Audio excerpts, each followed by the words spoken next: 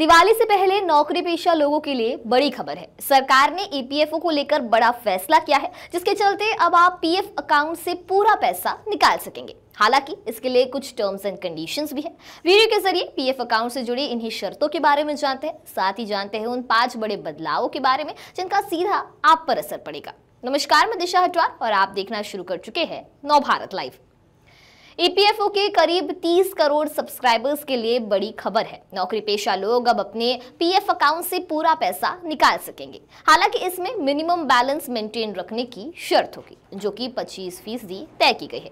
यानी मोटा माटी आप ये समझिए कि आप अपने पीएफ अकाउंट से 75% राशि आसानी से निकाल पाएंगे।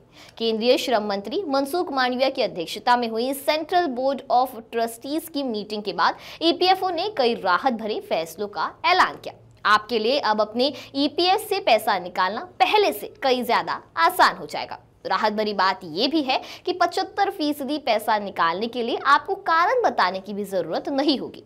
प्राकृतिक आपदा, महामारी, जॉब चली जाने यानी बेरोजगारी और ऐसी ही अन्य विशेष परिस्थितियों में बिना कारण बताए आप पैसे निकाल सकेंगे। दावों का तेजी से निपटारा किए जाने को लेकर भी मीटिंग में फैसले किए गए।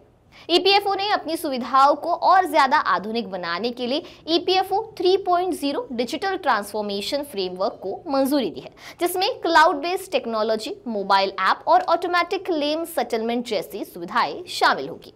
आइए जानते हैं ईपीएफओ की मीटिंग में लिए गए बड़े फैसलों के बारे में।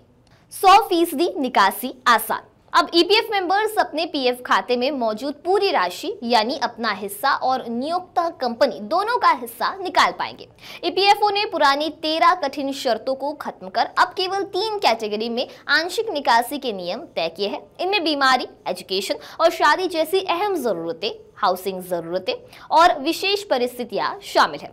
पहले एजुकेशन और शादी के लिए केवल 3 बार निकासी की अनुमति थी, लेकिन अब एजुकेशन के लिए 10 बार और शादी के लिए 5 बार निकासी की जा सकती है। इसके अलावा न्यूनतम सेवा अवधि, जो पहले अलग अलग जरूरतों के लिए अलग अलग थी, उसे भी घटाकर 12 महीने कर दिया गया है। यानी केवल 12 महीने की सर्विस के बाद भी आंशिक निकासी कर पाएंगे। 25% मिनिमम बैलेंस जरूरी। ईपीएफओ ने यह भी तय किया है कि सदस्य के खाते में 25% राशि मिनिमम बैलेंस के रूप में बनी रहेगी, ताकि इस राशि पर 8.25% की कंपाउंडिंग दर से ब्याज मिलता रहेगा। यानी कि आवश्यकता पड़ने पर पैसे निकालने की आजादी के साथ साथ पेंशन फंड का लाभ भी सुनिश्चित रहेगा। बिना कारण बताए कर सकते हैं निकासी।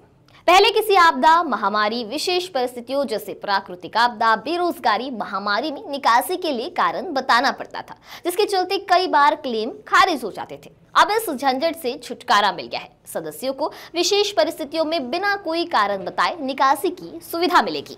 आसान हुआ सेटलमेंट प्रोसेस। मीटिंग में लिए गए फैसलों के मुताबिक अब सेटलमेंट प्रोसेस को पूरी तरह से ऑटोमेटिक करने की तैयारी है। इसके लिए कोई डॉक्यूमेंट जमा करने की जरूरत नहीं होगी। निकासी की प्रोसेस को पूरी तरह ऑटोमेटिक करने की तैयारी है, जिससे क्लेम का निपटारा तेजी से होगा। साथ ही समय से पहले फाइनल सेटलमेंट की अवधि को 2 महीने से बढ़ाकर 12 महीने और पेंशन निकासी की अवधि को 2 महीने से 36 महीने कर दिया गया है। इससे सदस्य अपनी जरूरतों के लिए पैसा निकाल सकेंगे, वो भी अपने रिटायरमेंट फंड का यूज के बना। पेंशनर्स के लिए खास सुविधा। ईपीएफओ ने पेंशनर्स के लिए खास सुविधा शुरू की है, जिसके तहत ईपीएस 95 पेंशनर्स घर बैठे डिजिटल लाइफ सर्टिफिकेट जमा कर सकते हैं। ये पेंशनर के जीवित रहने का प्रमाण होता है और समय समय पर उन्हें डीएलसी जमा करनी होती है। ये सुविधा पूरी तरह निःशुल्क होगी, यानी पेंशनर्स को पैसे नहीं देने होंगे। ये खर्च ईपीएफओ वहन करेगा। दूरगामी गांवों के पेंशनर्स के लिए ये बड़ी राहत है। तो अब पीएफ अकाउंट से जुड़े इन बदलाव को लेकर आपकी क्या राय है, हमें कमेंट सेक्शन में जरूर बताइए। वीडियो पसंद आया होगा तो इसे लाइक और शेयर करना ना भूलें और ऐसे ही तमाम अपडेट से जुड़े रहने के लिए बने रहे नवभारत लाइव के साथ।